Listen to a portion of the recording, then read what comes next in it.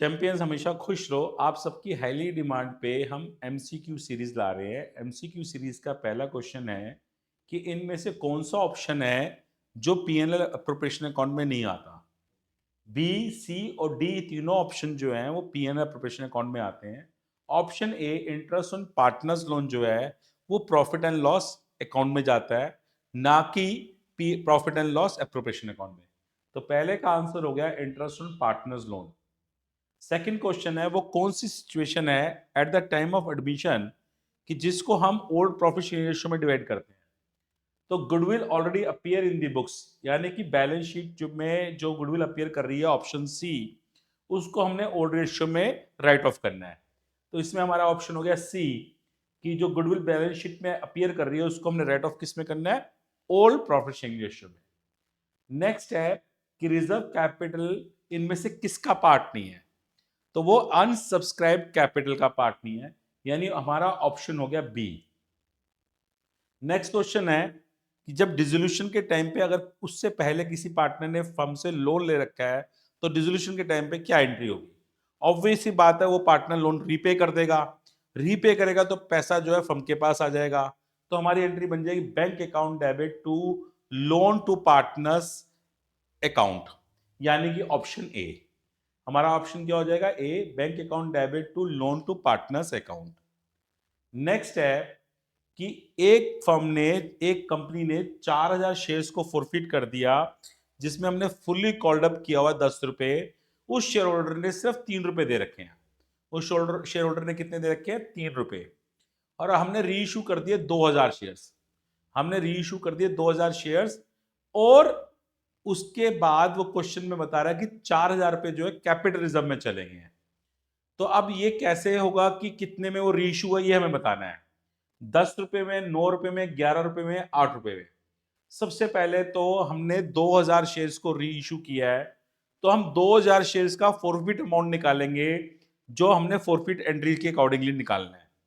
तो 2,000 पे उसने जब 4,000 पे 3 रुपए दिए हैं, तो ऑब्वियसली बात है 2,000 पे भी उसने 3 रुपए दिए होंगे। उसने टोटल अमाउंट हमें 6,000 पे दे रखा है। इस 6,000 में से 4,000 जो है कैपिटलिज्म में चला गया। 6,000 में से कितना चला गया कैपिटलिज्म में, 4,000 पे। अगर 4,000 पे कैपिटलिज्म में चला गया तो लॉस ऑन री इशू, जिस टाइम पे हमने री इशू किया था तब हमारा लॉस जो है 2,000 पे हुआ है। तो 2,000 पे लॉस कैसे आएगा, 2,000 शेयर पे, यानी कि हमने री इशू के टाइम पे 1 रुपए का डिस्काउंट दिया है। री इशू के टाइम पे कितने का डिस्काउंट दिया हमने, 1 रुपए का। अगर मैंने री इशू के टाइम पे 1 रुपए का डिस्काउंट दिया और फुली पेड अप है, तो इसका मतलब होगा कि 10 रुपए के शेयर में अगर मैं 1 रुपए का डिस्काउंट दे रहा हूं तो मैं 9 रुपए का री इशू करूंगा। तो री इशूड एट ₹9 पर शेयर, तो मेरा ऑप्शन हो जाएगा बी।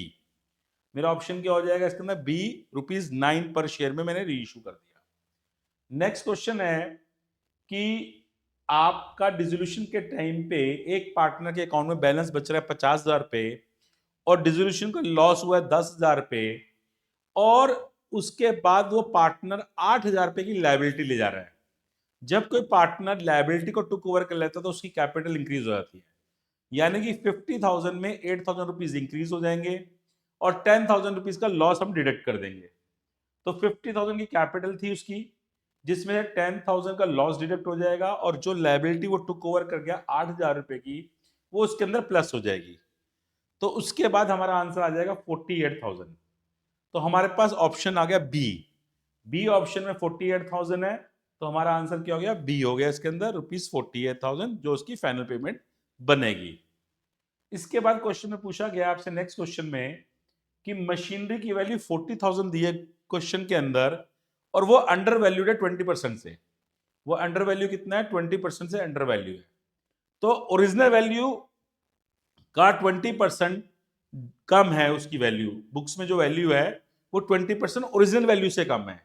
अब मेरे पास ओरिजिनल वैल्यू तो है नहीं, तो ओरिजिनल वैल्यू को मैंने वायलेट कर लिया, और वायलेट करने के बाद मैंने 20% निकालना है वाई का।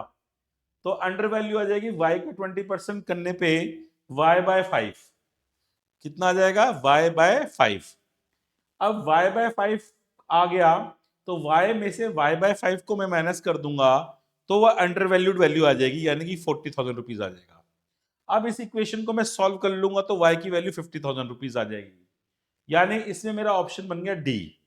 ऑप्शन क्या बन गया मेरा? डी, क्योंकि 50,000 की वैल्यू आ गई, मशीन की ओरिजिनल वैल्यू जो है वो 50,000 रुपीज है, बुक्स में वो 40,000 रुपीज की है, तो इसका मतलब मेरा आंसर हो गया D, D for daily, rupees 50,000।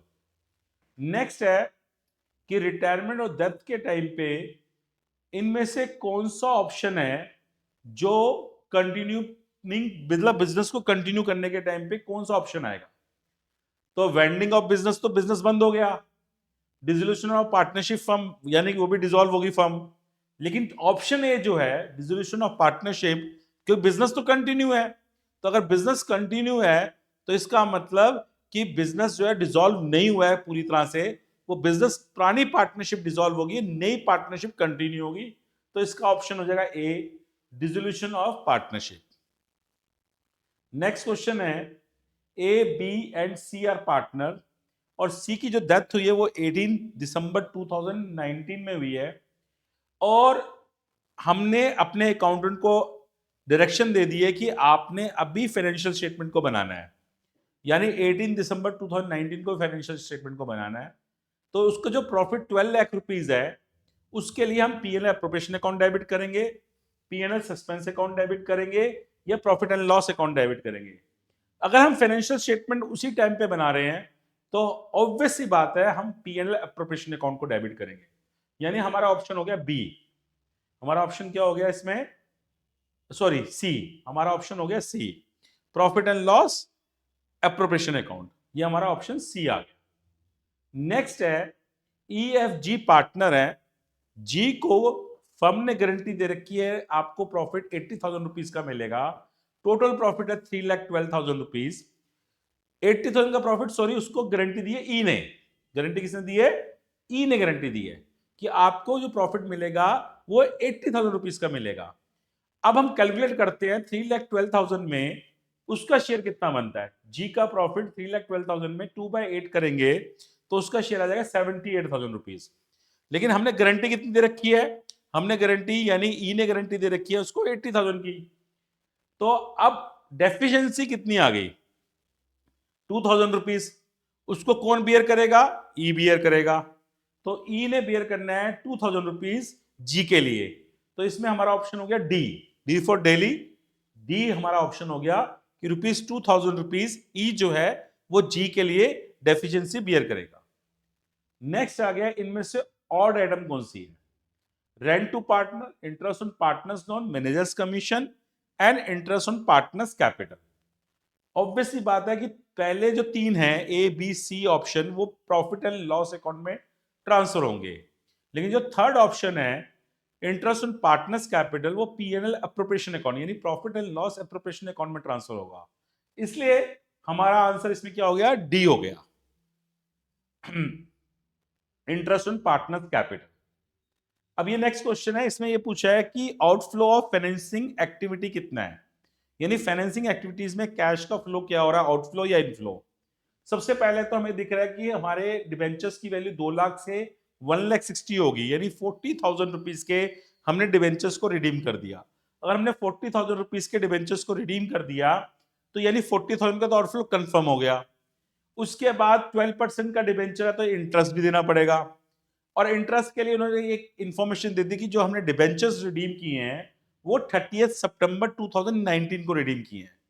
अगर हमने 30 सितंबर 2019 को अगर रिडीम किए है तो उसके अकॉर्डिंगली हमें इंटरेस्ट को कैलकुलेट करना पड़ेगा।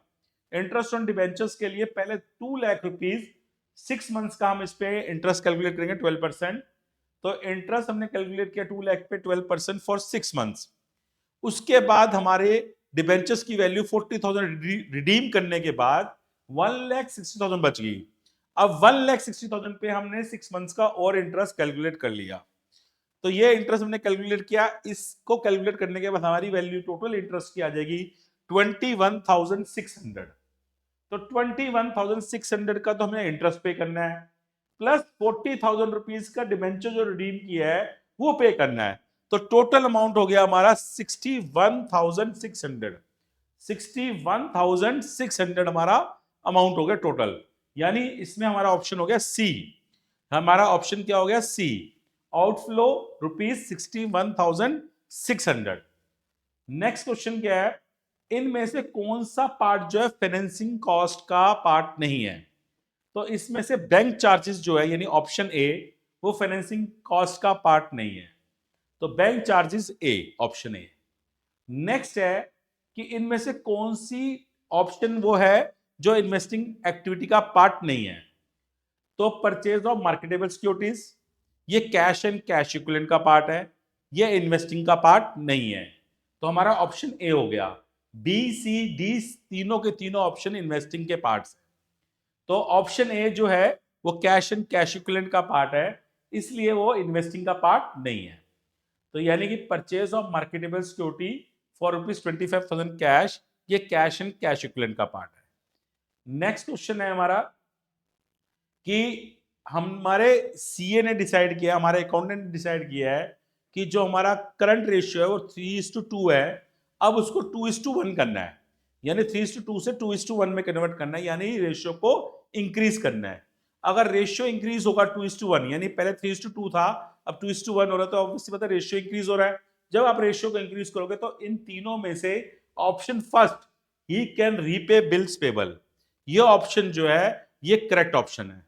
तो इसके अकॉर्डिंगली हमारा करेक्ट ऑप्शन कौन सा बन जाएगा? ए। हमारा करेक्ट ऑप्शन क्या बन जाएगा? ए। आज हमने एमसीक्यू की पहली सीरीज डिस्कस करी है। नेक्स्ट टाइम हम और भी क्वेश्चन एमसीक्यू को डिस्कस करेंगे आपके साथ। Thank you.